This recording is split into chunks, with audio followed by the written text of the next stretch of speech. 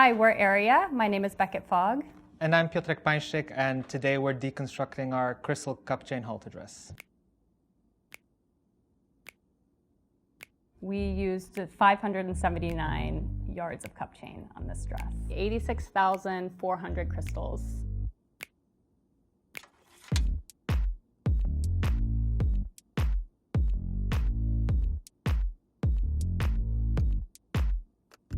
We obviously had to create a perfect paper pattern. You need to draw out every single crystal in the pattern. We really wanted to create something that would feel sculptural but also be fluid. We actually started looking at Madame Grés dresses from the 40s, 50s. They basically looked like sculptures, these dresses. They were braided fabric, they were beautiful. We kind of started looking at that and thinking, how can we reinvent it in Area's way? If you start on top, the first thing that you see is the cup chain. Once you take that off, expose the padded pattern piece that we call the dumpling. 2 layers of cotton with a layer of tulle in between and padding stacked. Scary? Yes. It's our baby, basically. It's like operating on your baby. It took a very long time to achieve. First, we're gonna basically start with the lining that you see that hides all the interior. We're gonna carefully take that off, and there's like a hand stitch along the line everywhere around the bodice, and that's gonna be the first step to open the silk lining up. Yeah, so now like when the lining is open, you start seeing the whole interior structure. So you see all the mark and stitches, you see the tulle that is folded, the padding underneath. The seam that I'm unpicking now, that's actually one of the few seams that is a machine stitch. And we do this a machine stitch because the zipper has a lot of friction from going up and down, and as it's such a like stiff piece, we need to make sure that it doesn't pop. All these edges that you see here, you could never get this close with a machine basically, so we really have to like catch it by hand and carefully close it. There you go.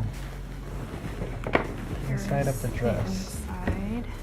As you see, it's a couple of layers. From the outside it looks really clean, but from the inside you kind of see that it has a lot of function to it. For instance, all these pieces are block fused and stabilized with fusible to have less movement while you're making the lining. And then you also see here the boning, and the boning really gives it like an extra structure on the inside. It's horsehair and nylon, I think. You can find this in corsetry. If we flip the lining back, you'll also see this grosgrain ribbon, which again, with the boning, really cinches your waist, because obviously this piece is quite hard to refit once it's fitted. We have hook and eye on the inside so that you can at least adjust it to someone's waist. Now we're going to take the braided bodice, we're going to separate these pieces from each other now. Even if you look at the whole top, that bodice is 21 individual small pieces that create this kind of illusion of a braided dress.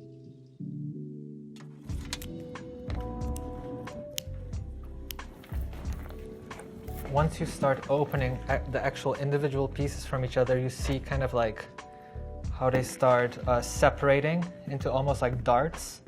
That is quite important in these patterns, that they have all these darts where it gets connected, so it gets this nice roundness around the bust and the waist. This is sometimes challenging with sewing by hand because it has to meet so closely. So this is how like all the pieces are gonna start looking. So yeah, so this is the whole braided cup.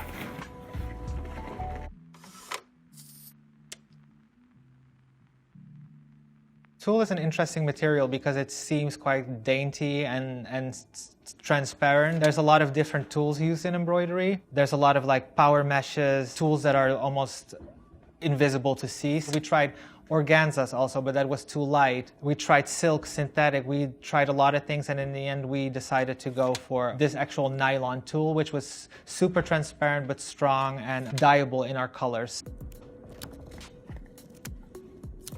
Yeah, so here you see all the stay stitching that all holds all the padding together. This is gonna take a while because all the cup chains, there's like a bunch of different sizes. So we go from small to medium to large. Wherever we have to unpick the small one, it's going to take a while because their stitches are super tiny.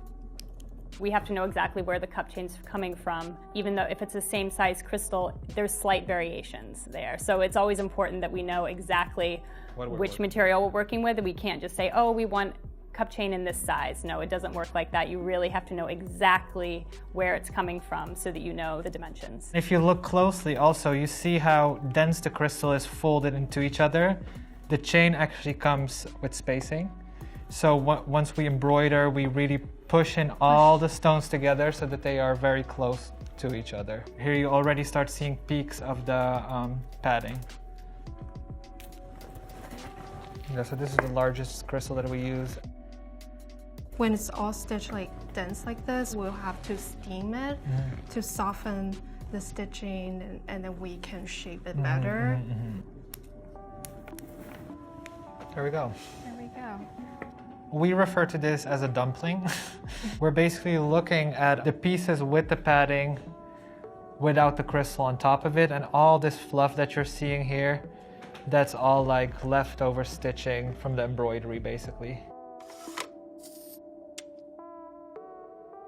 What was even kind of more important was the inside, so the actual filling. That was kind of like a lot of trial and error because you have a lot of different options. And first we did it with felt, which was almost like too heavy but still soft, and we wanted something that was a bit more malleable but still you could pack it quite tight. We're going to be unpicking this whole top cotton part and open it up and start taking out the cording. We talked about these stitches, right? How it kind of holds all the padding together. You don't even really see the stitching per se, but like this you're starting to really see what the stitching is for. We use cotton cord to do the filling just because we have more control, because every individual piece have a different height. If you look at every piece, you could really see that it like has a gradient. So it goes up and down like a hill basically. There we go. Yeah, already once you start cutting these main threads open, it starts already getting way looser. And if you zoom in closely, you really see like little gray dots going through the thread. You barely can see it, but it all pierces the whole padding. It's not even that easy to just rip it all out. It's really secure. If you don't make it dense enough, you'll never get this shape because it's basically metal that you're embroidering on a hill, and if the hill is not solid, it will just collapse on top of itself. So now we're left with the final piece. Yeah, this is the padding that goes into this one tiny piece.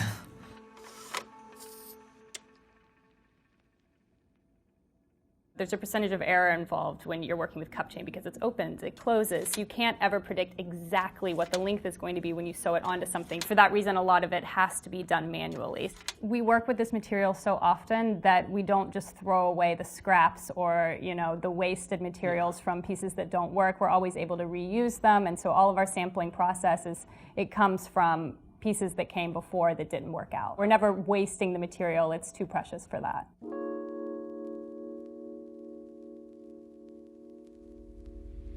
Through the years, we really started working with it in a lot of different ways, building, soldering, embroidering, as you can see here. It's basically a rhinestone that is inside of a cup, and the cup is connected by T-bars. We're going to open up the chain and show you how it is constructed. So this is the cup that you fold close, and this is the pointed back stone that is inside. These stones are actually connected by machine. I'm using this like really sharp embroidery snip to go in to open it because many pliers in the markets won't be able to. Because they're so tiny. We'll show you. They're so tiny. So here in my hand, this is the bar of the large crystal.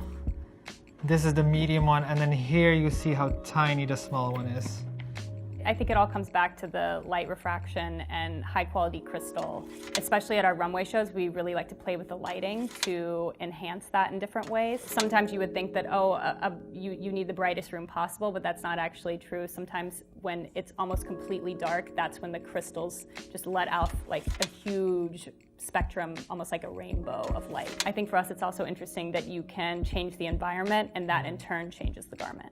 You can kind of see how something that can feel and look hard on massive is actually constructed out of like a lot of loose thread and materials that are more fluid and chain-like, but the way we kind of mold them and build them up, it becomes more something that is solid. We love the processes that we become involved in. We almost become obsessed by the handcraft, the labor. The actual process itself becomes so immersive for us that we end up doing couture pieces without really necessarily meaning to, essentially. I feel like a lot of times when people look at a garment, they don't necessarily understand immediately all of the work that goes behind that garment. And I think with these pieces, it's almost impossible not to recognize that. You have to acknowledge the handcraft and the expertise that goes into creating something that is so unique and different. You know, there's no way that a machine can spit something like that out. There is labor involved in all clothing that's made, and it's something that, you know, people complain about prices for, you know, oh, I can't believe that's $20. Like, I can't believe that's only $20. Yeah. When somebody actually sewed that by hand. Yes, this is a couture garment, it's not a t-shirt, but I think it's speaking to a problem that I think we have with the industry and people's perceptions of it. I love how it looks on the inside always. If you really get into the structure and start understanding how a garment like that is built, that it doesn't just like stand up by itself. You really need to go through a lot of very rigorous steps to achieve it. I don't know, I thought it would be more sad, but it was actually quite therapeutic.